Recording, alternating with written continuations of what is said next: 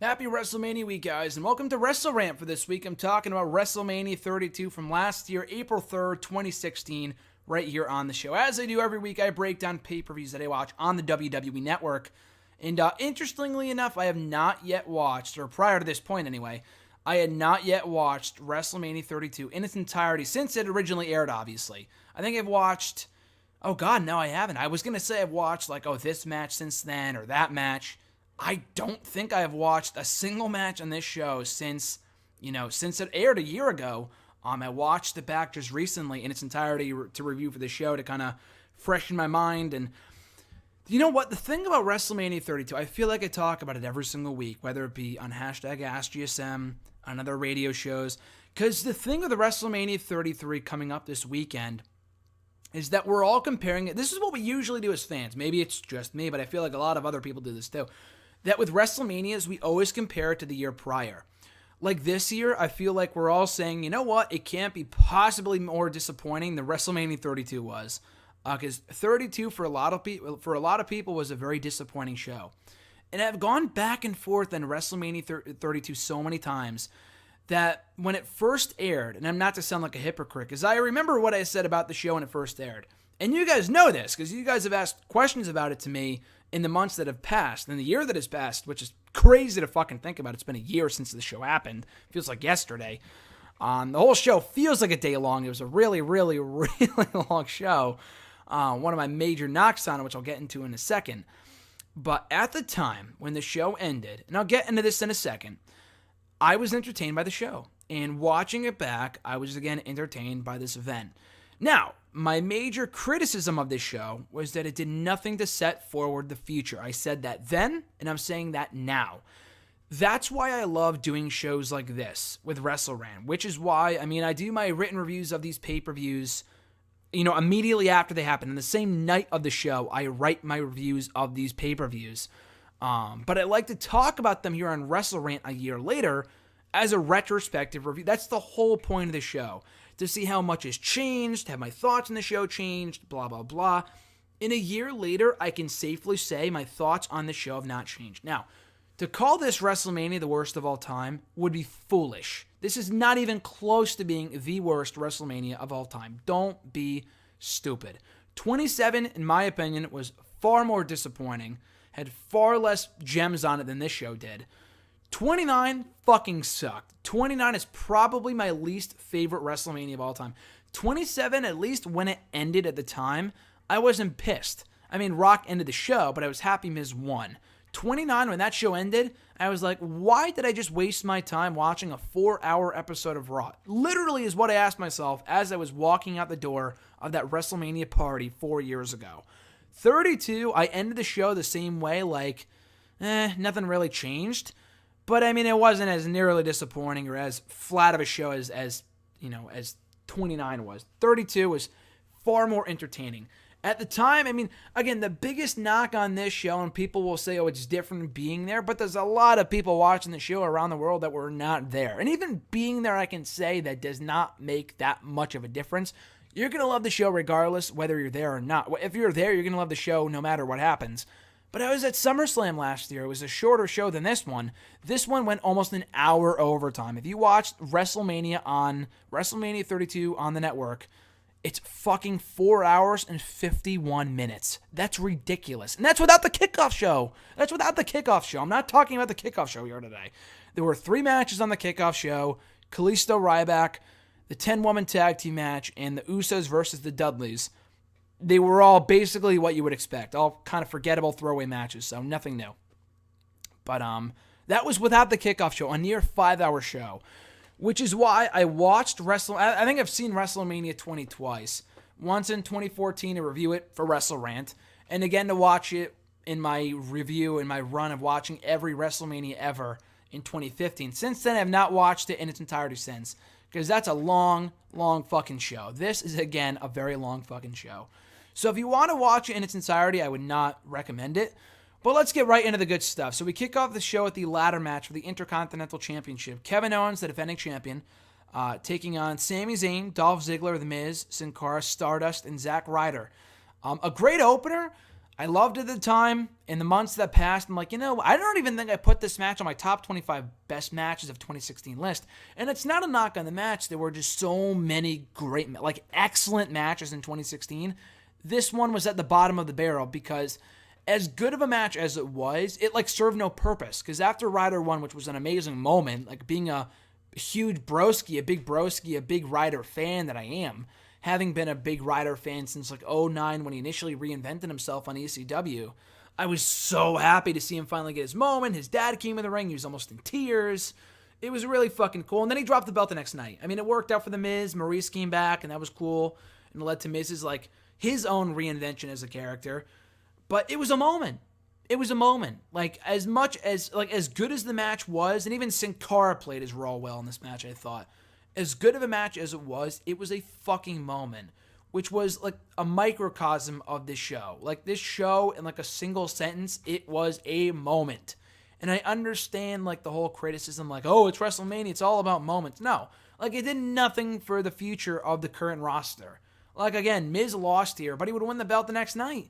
And the show the belt was being passed around like a hot potato, like a game of hot potato. Owens, in my opinion, should have successfully defended the title on the show. Now, I believe that was the original plan.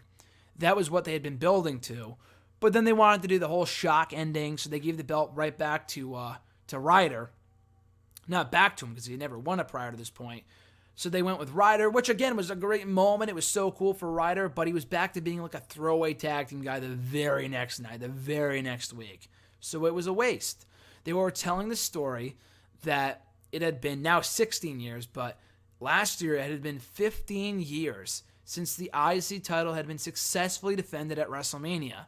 And if anyone should have done it, it was Kevin Owens, but they didn't do it. So again, as a match, it was awesome.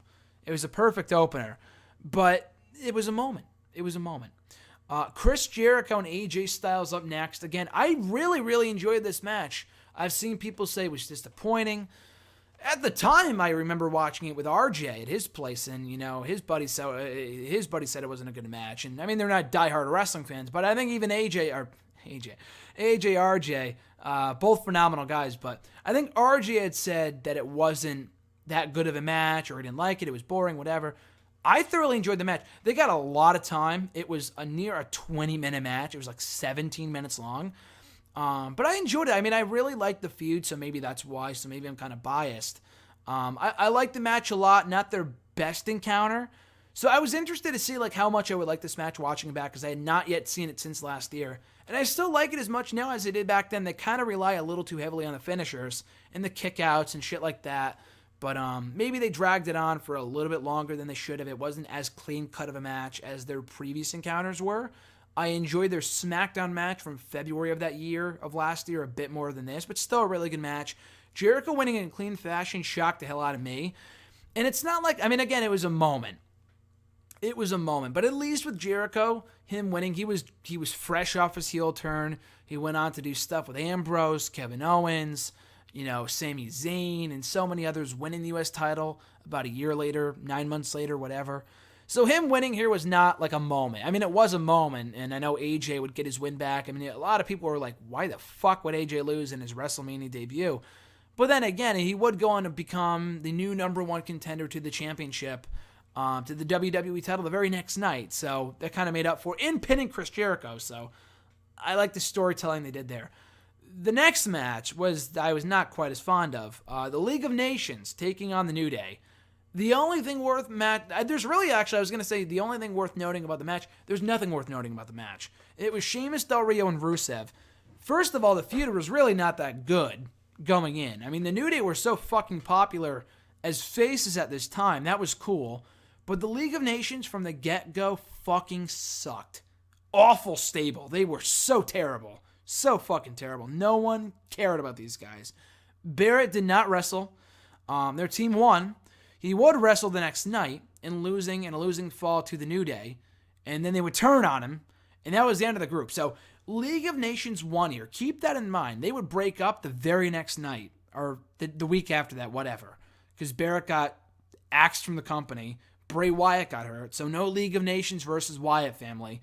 And the League of Nations was no more. They were merely put together to put over Roman Reigns. That was the only purpose this group served.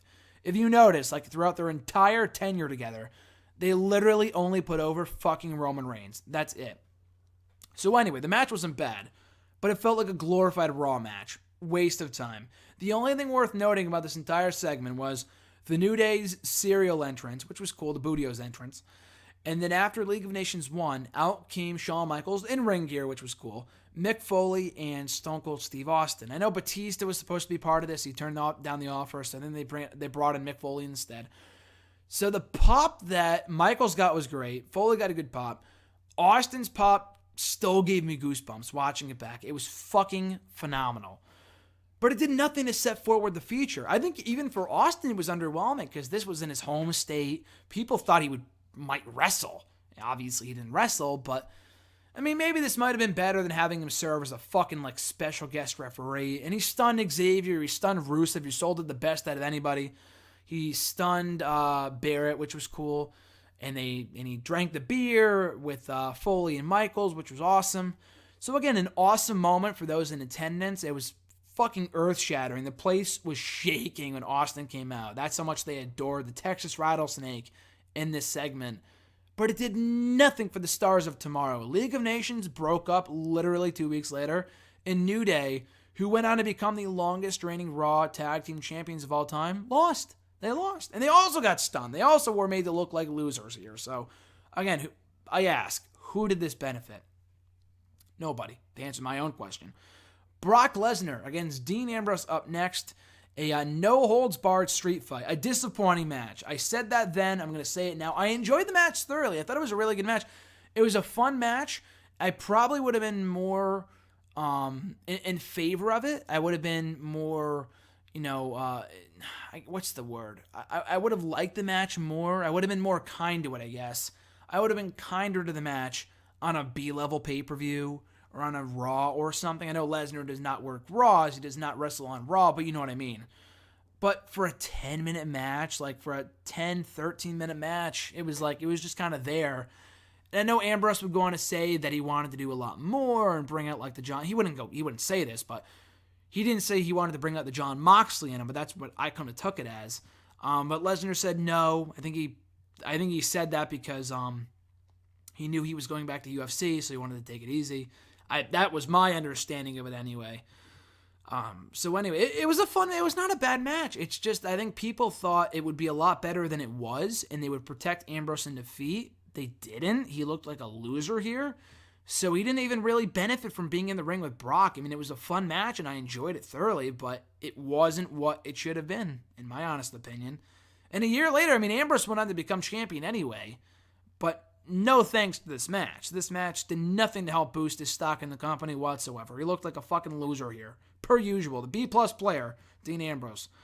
Up next, the best match of the night, in my opinion.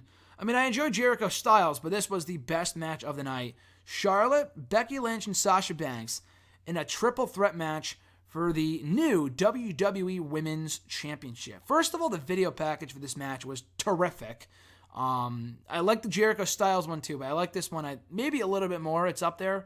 Both video packages were great. So anyway, all three of these women played their roles exceptionally. Up to this point, in my opinion, the best main roster women's match of all time. And I had said that then, I'll say it now, up to that point. But again, this is another match that did not even crack my top 25 best matches for Bleacher Report in WWE of 2016. Because it was so good, but all the other women's matches that year were a lot better. The ones from Raw between Charlotte and Sasha, from Roadblock, from SummerSlam, they were a lot better than this. I thought this was a great match. Not an amazing match. It did have its sloppy moments. Not to say it's overrated. It was a great match. Some not so terrific transitions from certain spots, but still overall, really, really good match. Charlotte, in the end, shocking everyone. I thought Sasha was winning. I know RJ said he wanted Becky to win. But no, Charlotte pulling out the victory. She had a terrific entrance, by the way, too. Sasha having Snoop Dogg perform. Best entrance of the night by far. Best entrance out of anybody, including Triple H, which was so over the top.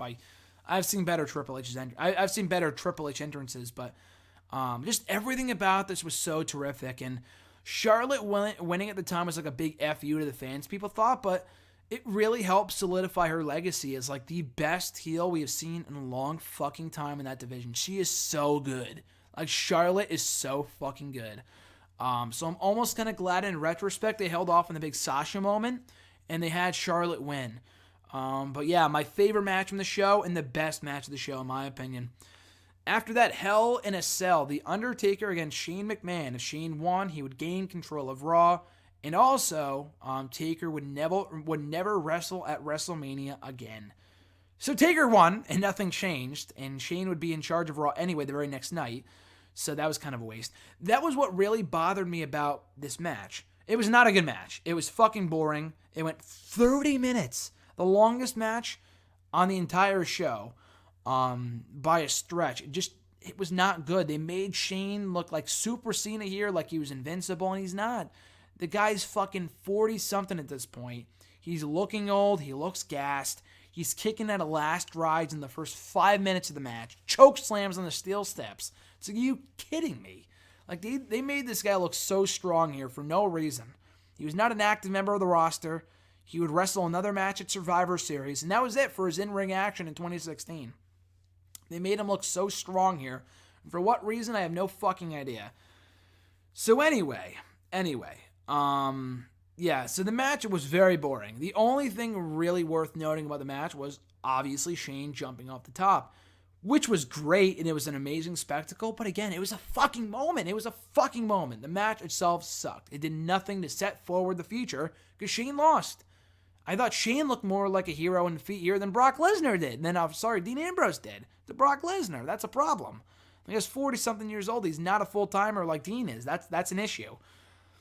He's like, oh, give me more after he missed the big elbow. And Taker throws him in the ring. Tombstone, 1, 2, 3, you're done. No club, nothing. No Gallows and Anderson or Balor as people had thought they might come in. They didn't. And that was it. Taker wins 1, 2, 3. Again, nothing changes until something did change when Shane was put in charge of Raw anyway, for no fucking reason, which was cool. I'm not complaining, but it was really weird. Just not a good match. Up next, the Andre the Giant Memorial Battle Royal, the third annual. Not a good match. A lot of these guys were just complete losers. Darren Young was in there for a while, surprisingly, among the final four, shockingly enough. Mark Henry looked all right here. He was gone for most of the match. Tatanka, they were like, oh my God, look, Tatanka's in there. It's like, if you're not going to give him an entrance, at least, like, I don't know, point him out a little bit better than you did. They're like, oh my God, like 5 minutes in the match, they're like, oh my God, look, Tatanka's in there. I'm like, are you kidding me? How did they get past you? But anyway, the big story of the match was Shaq and Big Show. I thought that was great. To kind of set forward that feud and playing off their history from 2009. I thought that was really cool. Both guys get tossed early. Again, served their purpose. It was good. The Battle Royal itself was complete throwaway. Corbin winning was cool. And for once, unlike Cesaro and Big Show, it really did, third time's the charm, it really did solidify him as a star. Not immediately. The feud with Dolph Ziggler from that point forward was a complete waste of time. He really hardly benefited from that feud. But the feuds he would have in the months that followed with Kalisto and Dean Ambrose and all the others really helped elevate Baron Corbin to main event or at least upper mid-card level status. And now he feels like a big deal a year later after his main roster debut. So a hell of a way to debut. The match itself sucked, but the winner was the right outcome. And I can safely say a year later, he has truly benefited from becoming the 2016 Andre the Giant Memorial Battle Royal winner. So then we had The Rock promo, where he announced the attendance for WrestleMania, 101,000. It was actually 93 or 95, whatever. They did not break 100,000. It was a part of the show, according to Vince McMahon. So I thought this lasted a lot longer than it did. They were already closing in 4 hours long. They had the segment go long. For what reason, I don't know. I mean, again, at the time, I enjoyed the segment. I called it the best, worst thing ever. But just a year later, I just don't get what purpose it's... Like, I get why they did it. And I think Rock, like, specifically called out Bray Wyatt because he wanted to work with him. But it's like, I know he's doing so much better now. He's WWE champion, which is awesome. But it's like the guy didn't even wrestle on the show. As soon as he called him the Eater of Hot Pockets, I'm like, this guy's done. This guy's fucking done. For so long, as you guys would know from listening to like hashtag AskGSM and stuff, I got so mad at like when people, not mad, but Like, we had a running joke here in the show, what's next for the Wyatt family? It was a joke because these guys were fucking losers for so long. And this was a prime example how they were made out to look like losers. And Cena came back, which was cool, and he helped out Rock, even though they were enemies a couple months earlier, like, even in real life, and that was kind of weird. So, and Cena would be gone for the next 3 months. And, again, kind of a moment, and nothing really, like, nothing that set forward the future at all. So, and then Rock had his, like, 6-second match with Eric Rowan. So, Eric Rowan getting that big honor, which, hilarious, I know. Breaking that record of shortest WrestleMania match ever. I know why they did it, but at the same time, it's like it did the Wyatt family no favors. And Bray got hurt 2 weeks later anyway, so maybe that's, I don't know. And they turned face the next night before Bray got hurt. It was really, really bad timing. So then we get to the main event. For the WWE Championship, Roman Reigns going for the gold against Triple H. And again, if you think this is the worst WrestleMania match of all time, you're kidding yourself. Cena and Miz was far worse. This was not a good match. Not a very strong match. People hated Roman Reigns, but they tried. They tried to have a good match. They took it outside the ring. I think it would have very much benefited from a no DQ stipulation. But you already had that with the ladder match, with the no holds barred match, with the triple threat match, with the Hell in the Cell match. That you really could not do another no DQ match in the main event, which had been rumored going into the show. It didn't come to fruition. Maybe they changed plans again. I don't know. But at least they tried. They kicked out of each other's finishers. They played off a couple spots where you think Triple H might win. He speared Stephanie. Roman Reigns did. That was cool. And then he won the belt clean 1, 2, 3, and Triple H was gone from Raw for like 5-6 months. Stephanie, unfortunately, was not gone for quite as long. She was back a fucking month later, unfortunately. Again, the match was not good, but it was not bad either. It was not a bad match. It was just kind of there with a predictable outcome, and predictability isn't always a bad thing. Like, Daniel Bryan winning at WrestleMania 30 was predictable, but it was one of the greatest moments in recent WrestleMania history, if not of all time. So it's just that Roman winning was not the outcome that should have happened. Because people fucking hated Roman. They fucking hated him. They still hate him today. So to me, it just was very foolish to do that, in my personal opinion. But to have that main event, I think it might have been better than closing out with Taker Shane, which had been rumored. But that match was even worse than this, in my opinion. This was not a good match. And I guess, again, maybe Charlotte and Roman winning kind of set forward the future. But everything else about the show, let's look back. Zack Ryder winning did nothing to set forward the future. Miz would win the next night. Owens and Zayn went on to do their own thing. It was a moment. Jericho AJ went on to become number one contender anyway the next night. So it was not the loss here that defined him. Jericho would go on to lose to Ambrose anyway. And it kind of helped him. And it was not the worst thing in the world that AJ lost his WrestleMania debut. Kind of mind-boggling.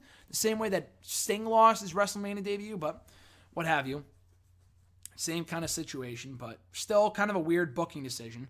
6-man tag team match. Completely forgettable. All about moments with the legends. Lesnar, Ambrose just did not really serve a purpose in the end. Kind of disappointing. The triple threat match was really the only thing that set forward the future, in my opinion. I mean, the main event did too, but Roman was already the guy. He was already a fucking 2-time champion before this show. Now a 3-time champion in the matter of like 3 or 4 months. And Charlotte winning was cool, and the match itself was great. By far the best bout in the entire show. Taker Shane. They went back on the outcome anyway because Shane would gain control of Raw the very next night. So it's like, what was the fucking purpose of this match even happening? The match sucked anyway. It was very, very boring. Up until, the dive, which was cool. And I applaud him for that. But the match itself was nothing special at all. And the Battle Royal sucked. But Corbin winning was cool. And the Rock Eric Rowan thing was entertaining, but a waste of time. So I will say the same thing I said a year ago. After watching WrestleMania 32 back for the first time since last year, I can safely say it was a show all about moments.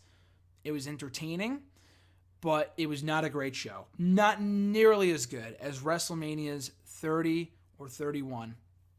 Not as bad as 29 or 27 in my opinion, but not nearly as good as 30 or 31. Not even close. And I know Cena was hurt. Rollins was hurt. Randy was hurt. Cesaro was hurt. Cesaro would come back the next night, but you know what I mean. Nikki Bella was gone. She had come back on the show in the pre-show, but she didn't wrestle. So they had a lot of people out, and they made the most of who they had, which was cool. But it just wasn't what it should have been, this WrestleMania. So And it was also very entertaining. It could have been even better. It could have been an even more entertaining show had it not dragged on for 5 hours. It took me a whole Saturday to watch this show. A whole Saturday. Because in between like getting food and doing other stuff and reading, it took me a long... And that's without the kickoff show. It took me a long time to watch the show. So entertaining, albeit unspectacular. I think is the best way to sum up WrestleMania 32. So fingers crossed, WrestleMania 33 on Sunday will be better. I'll be there, so I'm looking forward to headed to Orlando this Friday. So I cannot fucking wait for that. I'm so goddamn pumped. But anyway, guys, more content coming into the channel all throughout WrestleMania week. I'll be there on the site of WrestleMania 33 and TakeOver on Saturday. So it's going to be a long weekend, but a great one with Jason. Can't wait. Hashtag AskGSM coming up tomorrow. WrestleMania, preview edition. Check that out. WrestleMania, WrestleRant Radio. The WrestleMania Roundtable coming up on Thursday. More stuff coming up on Friday. Injection of Inspiration. The random video blog. I'm sure it will be WrestleMania themed. Something around, something like that. WWE Network and Chill, all that stuff's up here. So anyway, guys, just enjoy WrestleMania week. It's always a fun time to be a fan. And check me out on the socials in the description box down below on Twitter, Facebook, the website nexterwrestling.net, and right here on the channel. Like this video, leave a comment, share the video, and also subscribe to the channel. Your support, as always, is amazingly appreciated. So that being said, guys, as always, enjoy WrestleMania week, and I'll catch you guys down the road to WrestleMania.